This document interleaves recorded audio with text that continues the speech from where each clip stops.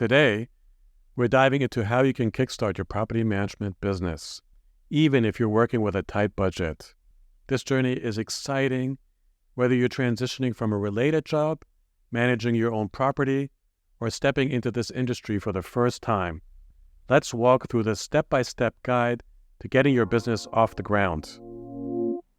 Hey there, and a warm welcome to everyone tuning in. I'm Coach Nate, your go-to mentor for getting your successful property management business up and running. If you're looking to dive into the world of property management, you've hit the right spot. Understanding legal essentials for your property business. Let's start with the foundation, legal requirements.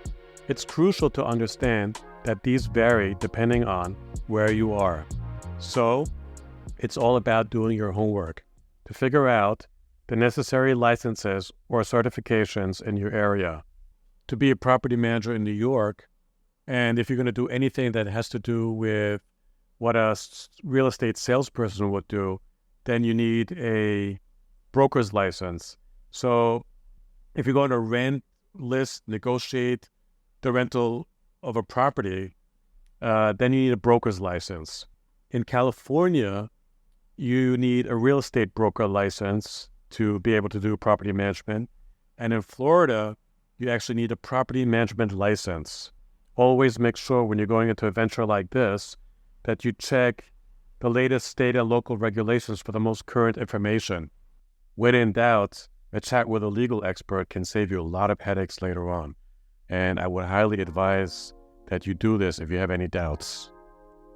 The art of starting small in property management. Now let's talk about starting small. You don't need a huge investment to begin. Start by managing a single property. This way, you get to learn the ins and outs without the pressure of juggling multiple properties. Setting up a home office is a fantastic way to cut down costs. You'll save a fortune by not renting a commercial space. And when you need a helping hand for tasks that are out of your wheelhouse, don't hesitate to outsource.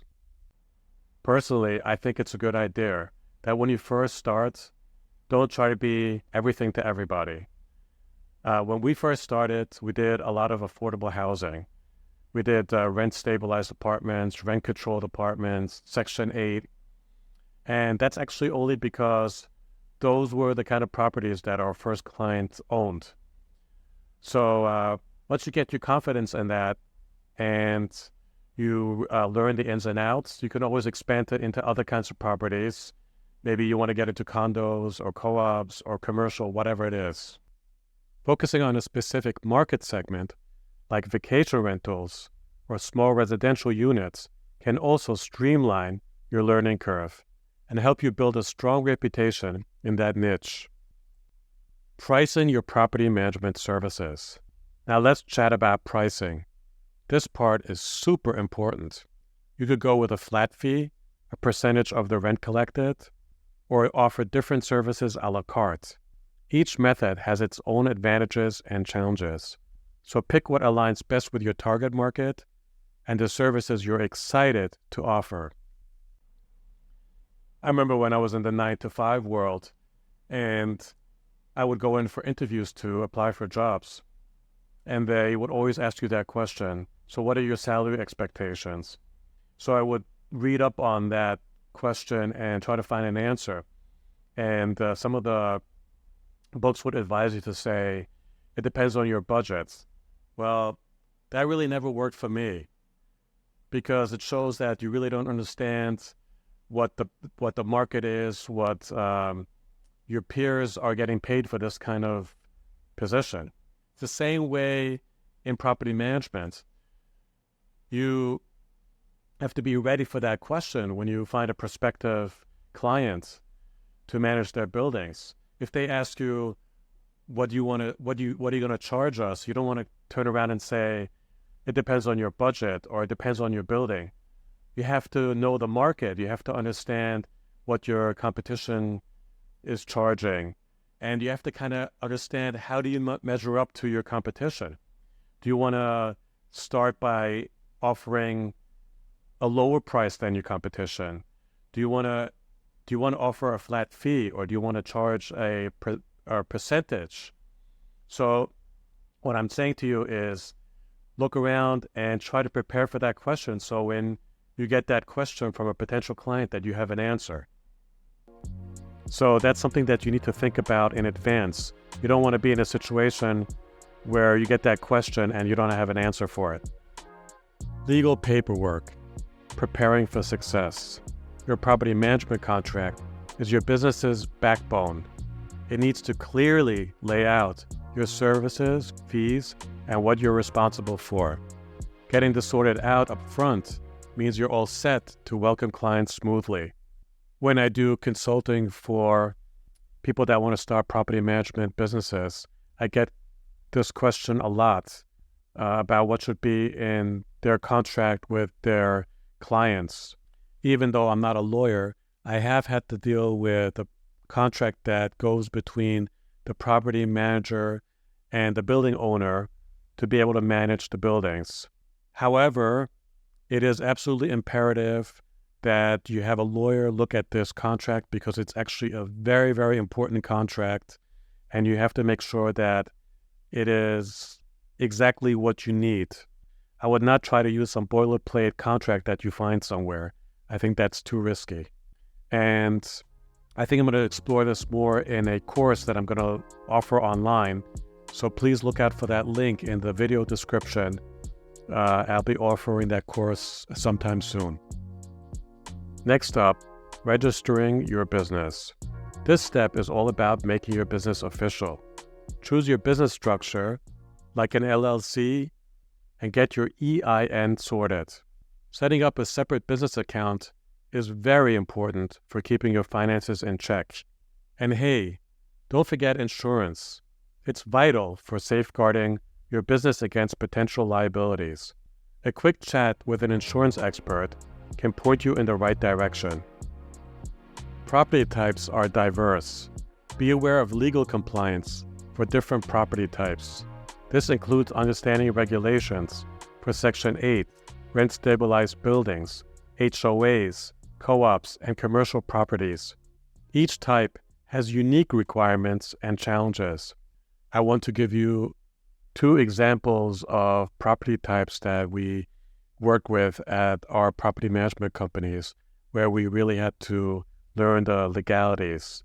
One type was Section 8, and the other was rent-stabilized apartments. So let's start with Section 8. My property management company used to do a lot of affordable housing in New York City. And one part of that was a lot of the apartments that we managed were Section 8. Section 8 is a type of housing that is run by a government agency called HUD. HUD stands for Housing and Urban Development. And they provide guidelines for everything, like, for example, what the eligibility criteria is for the tenants. They have a process for a voucher program. They dictate what the obligations are for the tenant and the landlord, and they provide guidelines for housing quality standards and lease requirements. There really are a vast amount of legalities for Section 8 properties that we had to educate ourselves with, and it seems like there's something new that you have to learn constantly to be able to manage these kinds of apartments. At first, it really seemed daunting to be able to try to learn all these regulations, but once you try to educate yourself and try to understand all the rules, it becomes more manageable. The material that HUD puts out is very helpful, and also they had a hotline that you can call whenever you had questions about any of the apartments, so that was kind of helpful. And then also, if you have a lawyer that you work with, sometimes you have to rely on that. I'm really getting a lot of interest and questions from you guys during my consulting sessions regarding Section 8. So I think I'm going to put out a course online for this topic and other topics as well. As soon as I publish the course, I'm going to leave a link in the video description below, so keep a lookout for that link if you're interested. I also noticed that you guys had a lot of interest in the video that I had put out for rent-stabilized apartments. So next I'm going to discuss legalities for this type of property as well. We specialized in rent-stabilized apartments here in New York City. To be able to really understand the laws for this type of real estate, there's a government agency called HCR that puts out what they call rent regulation fact sheets.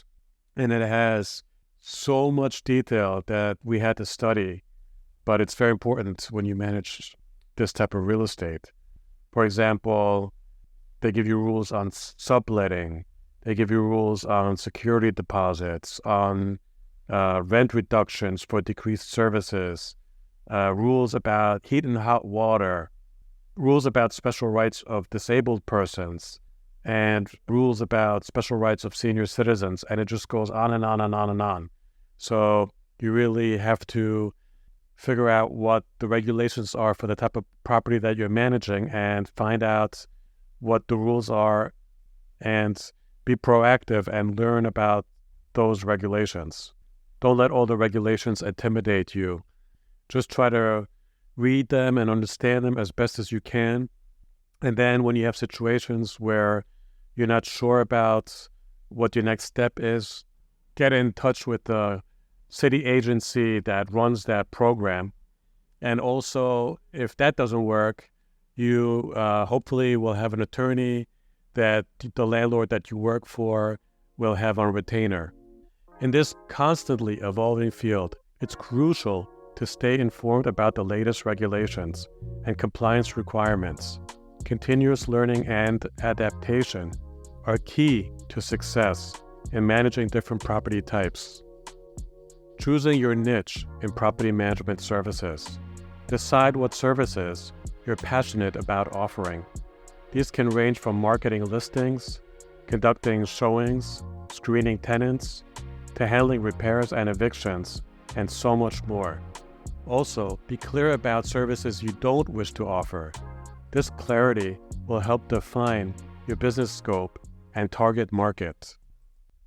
One question I get a lot from new property management businesses during our consultation sessions is what services to provide and what services not to provide, especially when it comes to renting out unoccupied apartments. And they ask me, are we better to outsource this to a real estate agent, or should we try to rent the apartments out ourselves and make the money? And I think personally, for when we did property management, we outsourced this to another company because there's some real estate agents in your area that might just be way better at doing that, and it's a completely different skill set, and it's really a full-time job. They spend a lot of time working on during the evenings and on the weekends to get you the potential renters to fill up those units. Other property management companies might say, well, that's money on the table that we don't want to give up. It's easy, and they might have that skill set, and they might actually enjoy doing that, and they might want that business.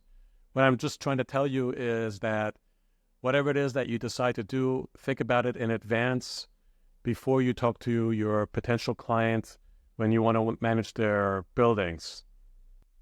Just kind of to think about what you want to include in your services and what you definitely don't want to include. Once you've set the course on what niche you want to focus on, you need to get the word out about your company. So that's what we're going to talk about next is your brand identity. Developing a strong identity for your property management business. Your brand is like your business personality. Choose a name that sticks and build your brand to resonate with your audience. Keep it memorable and appealing.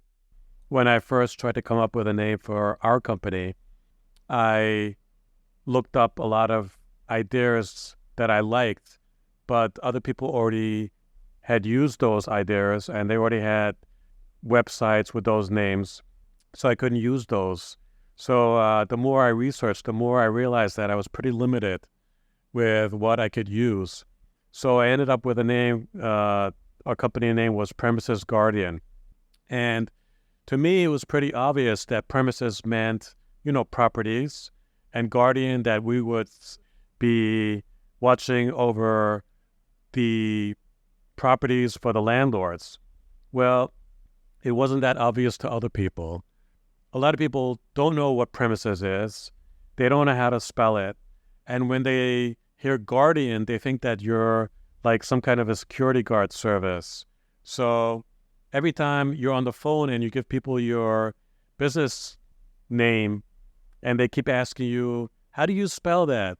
And they don't really understand it. You think that they understand what you're saying by just saying those words, but they don't understand it at all. It is very frustrating. I guess the lesson that I learned that I'm trying to teach you is that you should use a name that is easy for people to understand. You shouldn't have to spend a lot of time spelling things out to people. If you find yourself spelling the name out to people and people are asking you over and over again what the name is because they can't remember, then you probably didn't pick a good name. For marketing, start simple but smart. Social media, word of mouth, and local ads are great ways to get your name out there. Meet landlords and property owners through networking events, online platforms, or local real estate groups. Relationships are key in this business. Network with property owners, real estate agents, and other industry professionals. Your first client might just be a handshake away. Leveraging technology for efficient management. Embrace technology to streamline your operations. When you want to use technology to make your business more efficient, the way I would do it is instead of going out and looking for software and seeing what software does what and which one is good for you, I would first say to myself, okay, what's the problem with my business that I'm trying to solve? For example, let's say you're getting a lot of people calling you during weekends and late nights, or even during normal hours, but you're constantly being interrupted with your workflow, and some of the tenants might be very conversational. They might be, maybe sometimes it happens when the tenants are lonely and they just want to have somebody to talk to, and you find yourself on the phone for a very long time with tenants. And when they call, they might be calling you, but somebody else in your office might not be getting the message. And then there's a triangle between the tenant, you, the other person in the office, and that tenant. So you think to yourself, well, how could this all be run more efficiently? So now you have the problem, and you can maybe get yourself a tech consultant and say, listen, we've got this problem with communication. What's out there that can help with this? So that might be a better way of dealing with the issue rather than going and approaching different software applications that may or may not help your business. Start with the problem that you're trying to solve first. Once you've got the hang of things, think about growing your business. Maybe manage more properties or expand your services. The sky is the limit. Starting a property management business on a budget? Absolutely doable. It's about those first steps and growing from there. If you found this video helpful, give it a like, subscribe, and share it with anyone who might benefit. Thank you so much for tuning in. Remember, in property management, every day is a learning opportunity. Here's to your continued success.